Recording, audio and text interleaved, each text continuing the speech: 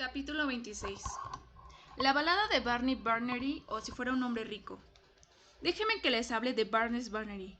Nada es viejo en Los Ángeles, pero en lo que pubs se refiere, Barnes es uno de los más antiguos. Es un bar de mala suerte que lleva las cicatrices de la batalla de los últimos 60 años. Hay una placa que dedica un asiento a Jim Morrison, de The Doors, donde solía sentarse, y las paredes están cubiertas de recuerdos de todas las décadas, desde los 60 en adelante. Los recuerdos registran el paso del tiempo como los anillos del tronco de un árbol. Quizá por eso me gustó. Barnes lo ha visto todo. No le importa quién seas, y tampoco a la gente que lo frecuenta. Una variopinta mezcla de Don't Give Fuck Girls tan alejados de la gente guapa del circuito de Hollywood como puedas desear conocer. Esa era mi gente. No tenía que fingir delante de ellos. Podía ser el bromista despreocupado que mi padre me había enseñado a ser.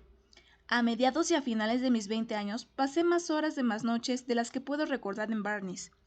Antes de eso, no era muy bebedor, quizá una copa de champán en una boda, pero no mucho más. Pero cuando pasas mucho tiempo en bares de mala suerte con ansias de normalidad, inevitablemente te lleva a beber mucho. Pasé de no estar especialmente interesado a tomarme regularmente unas cuantas pintas al día antes de que se pusiera el sol, y un chupito de whisky con cada una de ellas. Beber se convierte en un hábito en el mejor de los casos, cuando se bebe para escapar de una situación aún más. El hábito se extendía afuera del bar, y de vez en cuando al set. Llegué al punto de no pensar en tomar una copa mientras trabajaba. No estaba preparado, no era el profesional que quería ser, pero el alcohol no era el problema, era el síntoma. El problema era más profundo y me llevaba, casi todas las noches, a Barnes. Me sentaba en la barra con una cerveza siempre delante, quizá algo más fuerte, y charlaba con los clientes habituales, hasta bien entrada de la madrugada. Había pasado el tiempo bebiendo, diciendo tonterías, jugando al tejo. Me decía a mí mismo que me lo estaba pasando bien, y en cierto modo así era. En otro nivel, sin embargo, me estaba escondiendo de algo, de mí mismo, quizás o de la situación en la que me encontraba, y Barnes era un buen lugar para esconderse. Entablé amistad con las camareras y en su mayoría mujeres. Estas chicas la habían visto todo, eran duras como el acero y no se caracterizaban por su amabilidad. Al cabo de unos 6 meses se ablandaron un poco conmigo y empezamos a reírnos. Tenían un gran sentido del humor. Para mí, la mitad de la atracción de una noche en Barnes era la posibilidad de pasar el rato cachondeándonos unos de otros. Y eso es lo que hice, la noche antes de que mi vida cambiara para siempre. Debería haberme metido en la cama esa noche, porque al día siguiente tenía lo que yo esperaba que fuera una reunión importante en la oficina de mis jefes. Llevaba 24 horas en la agenda, pero sabía que podía ser importante. Normalmente, si un miembro de mi equipo tenía un guión que quería que yo estudiara, me lo enviaba para que lo leyera antes de discutirlo.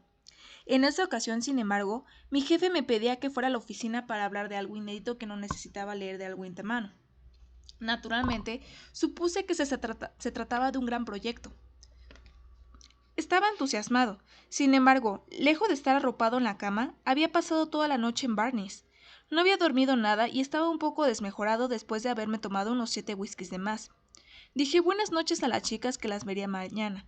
A la mañana siguiente, mientras aparcaba en Banner en la puerta de la oficina de mi jefe, me sentía bastante animado, sobre todo con la perspectiva de una gran oferta sobre la mesa. La oficina estaba situada en un rascacielos de cristal en una de las partes más elegantes de Los Ángeles. Tomé el largo ascensor hasta arriba, aún achispado por la noche anterior, y me registré en recepción. Un par de minutos más tarde llegó mi jefe para acompañarme a la reunión. ¿Detecté una acritud y una ligera moderación? Creo que sí, pero estaba deseando saber de qué se trataba, así que no le presté mucha atención. El edificio en sí había sido un banco en el pasado. 9 mesas de recuento al estilo Gringotts, pesados libros de contabilidad de oficinistas polvorientos. Era elegante y moderno. Para ver una gran puerta circular que daba a un despacho donde se celebraban las reuniones más importantes. Sentí un cosquilleo cuando mi director me condujo hacia ella. Estábamos en la cama acorazada. Muy bien. Tiene que ser una buena noticia. Cruzamos el umbral de despacho. Se me heló la sangre. No era una sala enorme, lo bastante grande para una mesa de reuniones, y yo a las 7 personas sentadas en silencio en círculo esperando. Jade estaba ahí, sentada junto a 2 de mis agentes, mi abogado, mis 2 managers y un desconocido grande, calvo y aterrador. Nadie hablaba. Me miraban fijamente. Supe inmediatamente que me habían traído aquí con falsos pretextos. Sabía que esto no tenía nada que ver con un espectacular trabajo de interpretación que definiera mi carrera. No sabía qué querían de mí, pero la mirada en sus ojos y la energía en la habitación me decían que no era nada bueno. Había oído hablar de las intervenciones cuando los amigos de la familia se reúnen para decirle a una persona que tiene un problema grave que pone en peligro su vida. Pero yo no tenía ningún problema grave. ¿Lo estaba? No podía hacer eso, ¿no? Me desplomé en el suelo como una toalla empapada. La habitación parecía dar vueltas. Me encontré sacudiendo la cabeza y murmurando para mis adentros. No puedo hacerlo, no puedo hacerlo. Nadie hablaba. Solo seguían mirándome de esa forma tan seria y sobria. Salí de la habitación tambaleándome con el pulso acelerado. Me dejaron marchar. Salí para intentar calmarme con un cigarrillo escoltado por el gran desconocido calvo, pero la calma no era una emoción de la que fuera capaz en aquel momento. Un aplastante e implacable sentimiento de traición y violación ardía en mi interior. Todo el mundo en mi vida profesional y peor que eso, la persona más cercana a mí, habían conspirado para traerme aquí.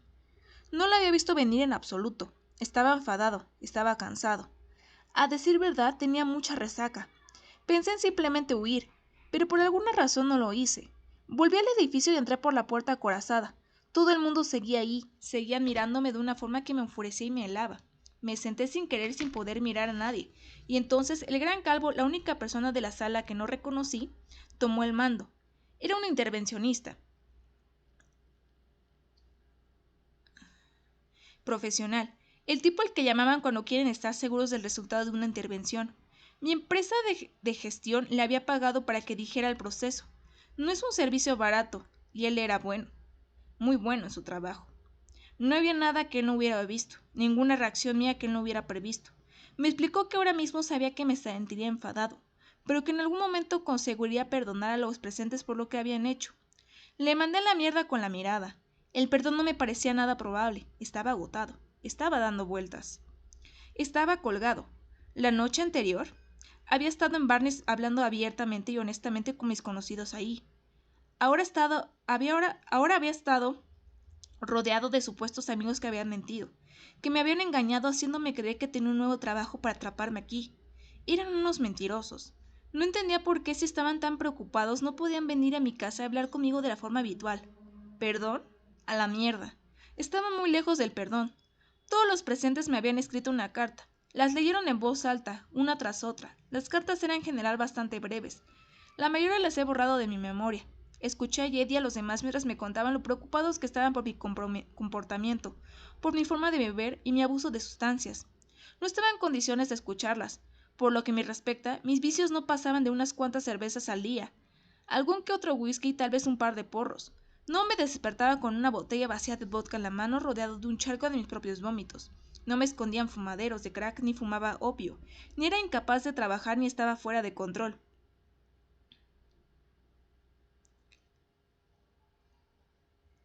Cuando Jade habló, recuerdo que pensé, ¿has instigado esto solo porque crees que he sido menos que el novio perfecto? Por supuesto que no. De hecho, se había enterado de la intervención horas antes. Pero mi rabia y mi frustración pusieron en mi cabeza pensamientos que no deberían haber estado ahí. Una carta, sin embargo, fue la que más me afectó. La escribió la persona de la sala que la que menos conocía. Mi abogado, al que apenas había visto cara a cara. Hablaba con serena sinceridad. Tom, me dijo, no te conozco muy bien, pero pareces un buen tipo. Lo único que quiero decirte es que esta es la 17ª intervención a la que asisto en mi carrera. 11 de ellos ya han muerto, no sé si el 12º. Fueron sus palabras las que me atravesaron mi rabia y mi negación, y aunque seguía viéndolo como una reacción exagerada ante un problema inexistente, su cruda súplica me hizo agachar la cabeza. Ya llevábamos 2 horas hablando. Todo el mundo había dicho lo que quería decir. Todo el mundo estaba agotado, nadie más que yo. ¿Qué quieres que haga? Supliqué. Queremos que entres en tratamiento, dijo el intervencionista. ¿Rehabilitación? Rehabilitación. Una cosa que debes saber sobre las clínicas de rehabilitación californianas: son caras. Algunas pueden cobrar más de $40,000 al mes. ¿40 de los grandes por quedarme en un centro de rehabilitación contra mi voluntad? Debes estar bromeando. La sola idea era absurda, pero la intervención me había conmocionado. La presión para que hiciera lo que me decían era inmensa. De acuerdo, les dije petulamente. Iré a vuestra pequeña clínica de rehabilitación si es tan importante para ustedes. No beberé durante 30 días si de verdad crees que es un problema tan grave. Silencio. El intervencionista dijo, tenemos un lugar reservado en Malibú y queremos que vayas ahora. Bien, dije. Me iré a casa y arreglaré mis cosas. Puedo encajarlo mañana, quizá pasado. Sacudió la cabeza. No. Tenemos un coche esperando. Queremos que vayas ahora. directamente ahí, sin rodeos. Parpadeé. ¿Están locos? Esto era absurdo. ¿Estaba tan mal que no podía esperar 24 horas? ¿Qué les habían contado? ¿Cómo demonios hemos llegado hasta aquí? ¿Tenía yo algo que decir? Me dijeron claramente que no tenía elección. Si no recibe ayuda ahora, me dijo uno de los gestores, no podremos seguir representándole. Fin. Necesito mi guitarra, dije. Me dijeron que no. Necesito una muda de ropa. Me dijeron que no. Mis protestas continuaron durante otra hora. Todos eran inamovibles. Tenía que subir al coche con el intervencionista y tenía que hacerlo ya. Y así finalmente cedí. Me quedé sin fuerzas para luchar. Fue uno de los momentos más surrealistas de mi vida, renunciar a todo mando y salir de aquel edificio de oficinas de cristal brillante en compañía del intervencionista. Hacia su vehículo. El viaje a Malibú dura aproximadamente una hora larga y solamente mientras permanecíamos sentados uno del lado del otro en silencio. Cuando el Malibú se acercaba, se volvió a mí y me dijo, ¿quieres para tomar una última cerveza? ¿Antes de que te registremos? Supongo que intentaba facilitarme las cosas, pero en aquel momento no podía entender su pregunta. Todo el mundo acababa de decirme que tenía un problema con las sustancias. No estaba de acuerdo con ellos, no en aquel momento. Pero ¿por qué iba a parar a tomar una cerveza y hacer que siempre que habían tenido razón? No quiero pasar por una puta cerveza. Le dije. Asintió con la cabeza. De acuerdo, entonces, dijo. Volvimos a quedarnos en silencio mientras pasaban los kilómetros y yo fumaba cigarrillos en cadena, el único vicio que no les molestaba. Y al poco rato aparecieron las puertas del centro de rehabilitación. El centro estaba situado en el fondo de un vasto cañón, a 1,5 kilómetros por una carretera en zigzag, rodeado por los espesos bosques de Malibú. Mientras avanzábamos por aquella carretera me invadió una especie de entumecimiento. Era un lugar precioso, realmente impresionante, pero hubiera preferido estar en otro cualquier sitio. El intervencionista me dejó frente a una gran casa blanca en el fondo del cañón. Era un lugar bonito, y por $40,000 así debía ser.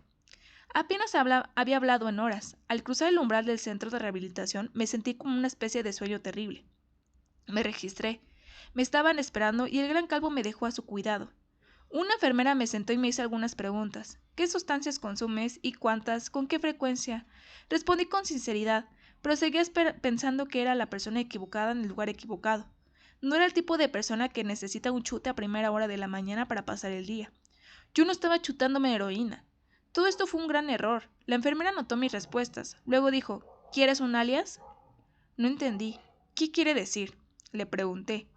Mientras estés aquí tienes que llevar una placa con tu nombre. Si lo prefieres podemos usar un alias como Bob o Sam. Me di cuenta. Me había reconocido y supongo que intentaba ser sensible a mi situación. Sin embargo, no estaba de humor para ser manipulado. Si la gente me reconoce por las películas de Harry Potter será por mi cara, no será por lo que ponga en mi etiqueta. Podrías escribir Mickey Fucking Mouse en mi pecho y no van a pensar que soy él. No, sin razón, la enfermera se puso a la defensiva. Solo pensamos que sería una buena forma de proteger tu anonimato, dijo.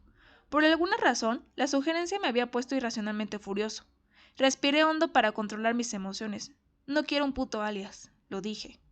El tema se dejó al lado en silencio. A continuación tuve que soportar una inducción médica de 2 horas. Me tomaron muestras de sangre y de orina, me tomaron la tensión, me hicieron soplar un alcoholímetro, me iluminaron los ojos con linternas y me pincharon, y luego me pusieron en desintoxicación. La desintoxicación es el proceso por el cual te aseguras de que no hay sustancias en tu organismo antes de entrar en tratamiento. Todavía tenía algo de alcohol en la sangre de la noche anterior, así que me llevaron a una habitación pequeña muy sencilla y blanca con muebles sesos y polvorientos. Desde luego, no era el hotel de Beverly Wilshire. Había 2 camas y compartía la habitación con otro chico. Llevaba ahí 3 días y aún no soplaba sobrio. Estaba asustado. No tenía ni idea de quién era ese hombre. Temblaba en la cama. Venía de una borrachera de metafenamina y murmuraba incoherencias. Me sentía enfermo y aturdido. Había bebido demasiado whisky una noche y de repente estaba compartiendo habitación con un adicto a la metanfetamina. Hablamos un poco. No entendí casi nada de lo que dijo, pero enseguida me di cuenta que estaba sufriendo mucho más que yo. No me ayudó mucho a convencerme de que no debería estar ahí. Me habían dado algún tipo de medicación sedante, así que dormí profundamente esa noche. Cuando me desperté me volvieron a hacer la prueba de alcoholemia y dio negativo. Estuve 12 horas en desintoxicación antes de que me dejaran salir. Me enseñaron las instalaciones, la cocina, la sala de día, los jardines, había una mesa de ping-pong. Me recordó que estaba muy lejos de la tienda de recreo de los estudios Potter, donde Emma me había ofeteado con un buen humor. Ese pensamiento fue un sacarcochos en mis entrañas. Pensé mucho en Emma mientras me preguntaba cómo demonios había acabado aquí, y por supuesto me presentaron algunos de los pacientes que llevaban etiquetas con sus nombres como si estuviéramos en una cinta rápida. Rápidamente aprendí que el gambito de apertura estándar en un lugar como este era como ¿cuál es su DP? Su droga preferida. Cuando me lo preguntaban respondía que hierba y alcohol. Después que me lo preguntara me sentía obligada a devolver la pregunta. La inmensa mayoría estaban dentro porque me parecían predeliciones mucho más serias que las mías. Heroína, opiáceos, benzos, metafetamina, crack. La mayoría también bebía, pero eso no era secundario para sus DP. No quiero dar la impresión de que esto era como alguien voló sobre el nido del cuco. Nadie lanzaba heces por la habitación ni gritaba ni mostraba ataques de ella. Sin embargo, los efectos secundarios de las adicciones de esas personas eran extremos y sorprendentes. La mayoría temblaba sin control y no podía mirarte a los ojos más de un segundo. Se tropezaban con las palabras. Era como mínimo inquietante. No solo los pacientes me parecían extraños, el concepto de estar en un centro de rehabilitación americano era totalmente extraño para un chico británico de Surrey. La idea de pagar sumas ridículas de dinero para segregarme del resto de la humanidad era desconcertante y francamente extraña. Yo era la persona más joven del lugar, pero la clientela no era precisamente mayor. Supuse que la mayoría tenían familias adineradas que podían financiar su rehabilitación. Sentía que su educación distaba mucho de la mía. Esa no era mi gente, este no era mi lugar. La sensación de malestar en mis entrañas se hizo más fuerte. El desgaste emocional de las últimas 24 horas había sido enorme. Eso, y la medicación que me dieron para mantenerme estable. Me sumieron en un estado mental, solemne, solitario y casi pasivo. De algún modo aguanté el día, intercambiando de vez en cuando algunas palabras con los demás pacientes, pero la mayor parte del tiempo me mantuve al margen. Si alguien me reconocía no lo demostraba. Supongo que sus propios problemas les preocupaban por completo. ¿Por qué iban a interesarse por un capullo con escoba de una película de magos mientras estaban pasando por su propio infierno personal? Llegó la noche, cené. Observé la puesta del sol sobre la cresta del cañón. Salí al jardín para respirar aire fresco. Lo único que ya avanzaba era aquel paquete de cigarrillos que se iba acabando. Tuve que pedir fuego a alguien. Antes me habían dicho que si quería fumar debía sentarme en un banco designado para ello, pero hice caso omiso y me senté en la hierba. Nadie me regañó ni me pidió que me moviera, así que me quedé ahí sentado con mi cigarrillo, contemplando mi situación y los acontecimientos de los 2 últimos días. Estaba claro que había llegado a un punto de inflexión en mi vida. Puede que no estuviera de acuerdo con las decisiones de los demás que me habían llevado hasta aquí. Definitivamente no creía que este fuera el lugar adecuado para mí, pero aquí estaba y tenía que tomar decisiones. ¿Iba a comprometerme a ir a ese centro de rehabilitación? ¿O iba a tomar un camino diferente? No tenía idea. Mientras terminaba mi cigarrillo de que las próximas horas definieran el resto de mi vida. No tenía ni idea de que llegaran a un nadir terrible y que tendría que confiar en la amabilidad de extraños para salir adelante. Todo lo que sabía era que estaba enfadado y que no quería seguir aquí, así que me levanté y empecé a caminar. Mientras caminaba por la carretera en zigzag, me alejaba del centro de rehabilitación. No creía que mi rebeldía fuera a servir de algo. Después de caminar unos 200 metros, recuerdo que pensé en cualquier momento uno de los guardias de seguridad se abalanzaría sobre mí y me tiraría al suelo. Me arrastrarían de vuelta a mi habitación y eso sería todo, pero nadie corrió. No hubo plazajes de rugby. 2 minutos se convirtieron en 5 y 5 minutos en 10. El centro de rehabilitación desapareció de mi vista.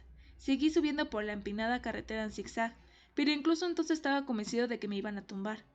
Habría puertas de seguridad y cámaras más adelante. Habría gente vigilando. En cualquier momento vendrían por mí. Creo que casi quería que me atraparan. Eso me daría algo más por lo que enfadarme, pero no apareció nadie. Seguí caminando y caminando. 1 milla por colina, 2 millas. Llegué a la cima y había una valla. Me las arreglé para trepar por ella. El terreno era un poco traicionero. Llevaba mi ropa habitual y solo llevaba unos cigarrillos. Ni teléfono, ni cartera, ni dinero, ni mechero. Pero seguí caminando y no tardé en ver las luces de vehículos en movimiento. La autopista de la costa del Pacífico. Sabía que el océano estaba más allá de la PCH y siempre tenía afinidad con él. Me llamaba y empecé a avanzar en esa dirección. Pensaba que estarían buscándome. Me puse en lo que solo puedo describir como el modo grande fauto. Cada vez que veía acercarse un coche me agachaba o me zambullía en un arbusto o una zanja, arañándome la cara o los brazos. Salté vallas, corrí entre las sombras hasta llegar a una playa salvaje y desierta. La luna brillaba y yo estaba cubierto de barro, sangre y sudor. El impulso me llevó a bardear el agua. De repente la frustración estalló en mí. Ahora me doy cuenta que por primera vez en mucho tiempo estaba completamente sobrio y tenía una abrumadora sensación de claridad y rabia. Empecé a gritar a Dios, al cielo, a todos y a nadie, lleno de furia por lo que me había pasado por la situación en la que me encontraba. Grité a pleno pulmón, al cielo y al océano, grité hasta que me desahogué y no pude gritar más. Me eché a llorar. Estaba embarrado, mojado, despeinado y roto. Mi ropa estaba rota y sucia. Debía de parecer un completo maníaco. Me sentía como tal. Mientras mis gritos resonaban en la nada a través del océano, me invadió una sensación de calma. Sentí que Dios me había escuchado. Rápidamente me preocupé por una nueva misión. Tenía que volver al único lugar que me parecía normal. Tenía que volver a Barney's Burnery. No era una misión fácil. Estaba a muchos kilómetros de West Hollywood, sin teléfono y sin dinero. Mi única manera de volver era a pie. Continué acechando mi camino a lo largo de la playa manteniendo la cabeza gacha. Pasé por delante de las mansiones caras de Malibú que brillaban de noche. Pero a la orilla del mar nadie podía verme. Las playas eran escaparadas, las olas rompían ruidosamente. No había camino. La mayoría de las veces me encontraba baldeando en el agua con los zapatos y pantalones empapados, manteniendo secos a duras los 3 cigarrillos que me quedaban. A veces la playa se acababa y tenía que trepar por las rocas para encontrar el siguiente tramo de arena. Estaba agotado tanto física como mentalmente. Estaba deshidratado. No tenía ni idea de dónde estaba ni a dónde iba. West Hollywood y Barney's Burnery parecía lo que eran, imposiblemente distantes. Llegué a un tranquilo y remoto tramo de costa. Un poco más adentro había una gasolinería. Me dirigí hacia ella. Debía de parecer increíblemente frágil al emerger del océano y acercarme al único edificio que había a la vista.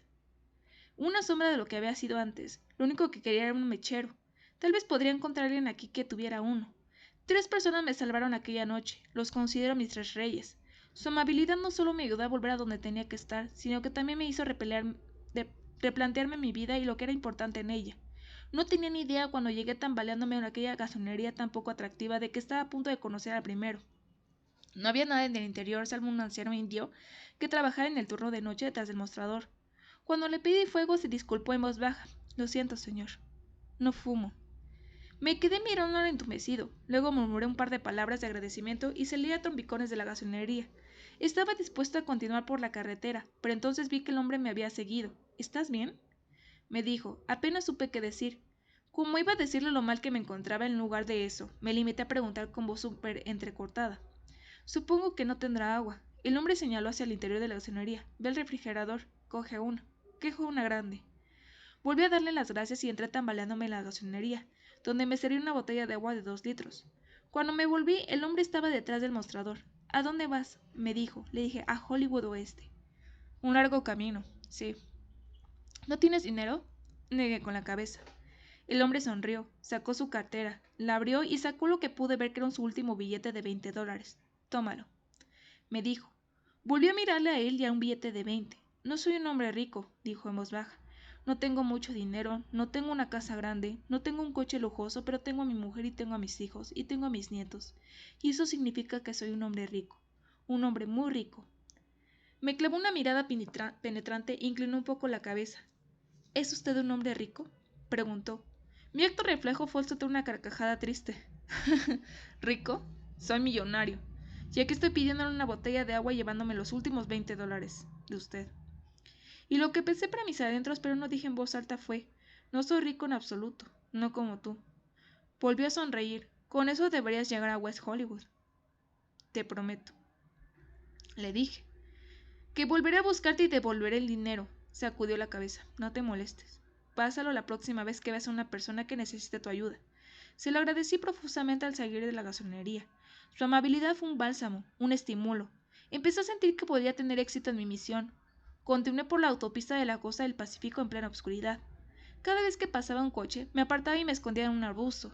Después de unos cuantos kilómetros con los zapatos empapados, un viejo Ford Mustang pasaba a toda velocidad. Me agaché y me escondí. Cuando estuvo a unos 100 metros vi salir por la ventanilla el resplandor anaranjado de una colilla de aterrizar en la carretera. Corrí hacia ella, desesperado por encender uno de mis cigarrillos húmedos con aquella pequeña chispa. Llegué a tiempo y me fumé 3 cigarrillos, uno tras otro, cada uno encendido por el anterior, mientras me acurrucaba junto a la carretera. Saludé al cielo con la cabeza y agradecí a Dios su divina intervención. Luego seguí caminando. Encontré a mi segundo rey en la siguiente gasolinería, varios kilómetros más adelante. Estaba agotado, todavía húmedo y sudoroso, todavía ensangrentado y cubierto de tierra. Entré tambaleándome en la gasolinería y le pregunté al tipo si conocía a alguien que pudiera ayudarme a mi situación. El tipo dijo que no, se cruzó de brazos y me pidió que me marchara. Era casi medianoche y solo había un coche aparcado, el primero que veía desde hace un buen rato. Me acerqué a él tambaleándome y golpeé suavemente la ventanilla. El conductor, un joven negro que me doblaba en tamaño, abrió la ventanilla. Empezó a decir, amigo, sé que suena raro, pero soy solo Uber. dijo. Si quieres que te lleve, resérvame en tu teléfono. Pero yo no tenía teléfono. No tenía nada más que la ropa húmeda y rota que llevaba puesta y el billete de $20 que me había dado el indio.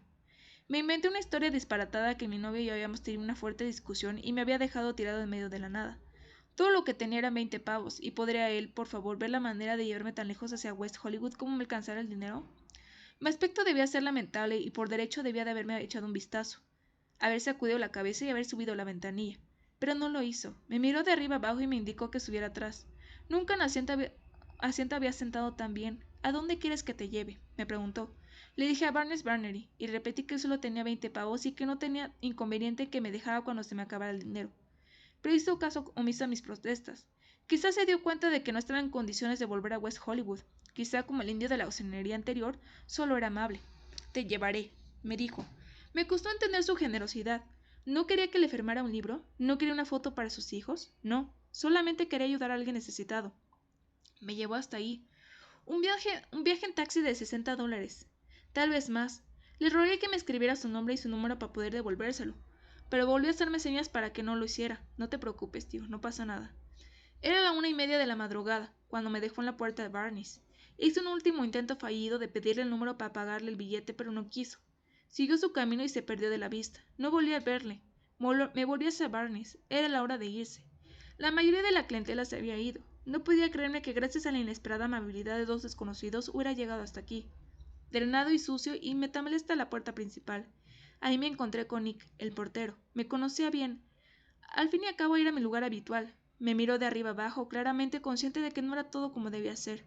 Pero no hizo ningún comentario. Se hizo a un lado y me dijo: ya hagas tarde, tío, pero si quieres entrar a tomar algo rápido. Entré. Todavía quedaban algunos clientes habituales en la barra. Mis ojos se refijaron al instante en sus bebidas y me di cuenta que hacía más de 48 horas que no probaba el alcohol. Ni siquiera pensaba en él. Me quedé con la mirada perdida preguntándome qué estaba ahí. El camarero puso automáticamente una cerveza sobre la barra.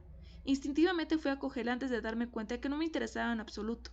Me alejé de la cerveza y volví a cruzar las puertas del bar. Nick estaba echando los últimos bebedores. Mientras miraba a la nada me preguntó: ¿estás bien, amigo? ¿Puedes prestarme 20 pavos? Le dije. ¿Solo para volver a casa? Nick me miró fijamente. ¿Dónde están tus llaves? No las tengo, amigo. No tengo nada. Y mientras lo decía recordé la voz del indio de la gasolinería. ¿Eres un hombre rico? ¿Te vienes a casa conmigo?, dijo Nick. Vámonos. No lo cuestioné.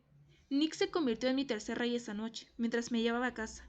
Era un apartamento pequeño pero cálido, cómodo y muy acogedor. Me sentó, me preparó interminables tazas de té y luego durante las 3 horas siguientes me escuchó hablar. Las palabras brotaron de mí, ansiedades que nunca había expresado correctamente surgieron de algún lugar en mi interior. La verdad de mi situación empezó a emerger. Me enfrentó al único hecho de que había tenido miedo de admitir durante demasiado tiempo. Ya no estaba enamorado de Jade. Ella había sido fundamental para mantener mi carrera en el camino, sin duda, pero me había vuelto demasiado dependiente de ella, para mi bienestar e incluso para mis opiniones. Me había cegado a la incómoda verdad de que mis sentimientos por ella habían cambiado. Queríamos cosas diferentes en la vida. No estaba siendo sincero con ella, pero sobre todo no estaba siendo sincero conmigo mismo. Si quería salvarme y hacer lo correcto por Jay, tenía que decirle la verdad. Ya había salido el sol. Más tarde descubrí que la policía había estado buscándome durante casi toda la noche. También Jade y todos mis amigos. Por lo que ellos sabían, yo estaba muerto en algún lugar de los bosques de Malibú o languideciendo en la celda de alguna prisión. Al amanecer, pedí usar el teléfono de Nick. Llamé a Jade y le dije dónde estaba. Jade se sintió increíblemente aliviada al oír mi voz y saber que estaba bien. Vino a recogerme, nos fuimos a casa. Me senté con ella y le expliqué cómo me sentía. Era muy emotivo y crudo. Estaba cambiando el curso de nuestras vidas con una sola conversación. Mis palabras no eran algo que una persona dice o escucho a la ligera. Le dije que no había nada que no hiciera por ella, por el resto de su vida, y lo decía en serio. Pero había perdido el rumbo y necesitaba encontrarlo de nuevo. Aceptó mi explicación con una gracia que probablemente no merecía. Y con eso, nuestra relación había terminado. Pasé la noche buscando el camino de vuelta a casa y me di cuenta que aún no había llegado. La intervención había sido perturbadora. Me había enfadado o confundido, pero empezaba a entender que venía del otro lugar correcto y que necesitaba buscar ayuda. Iba a hacerlo por mí mismo.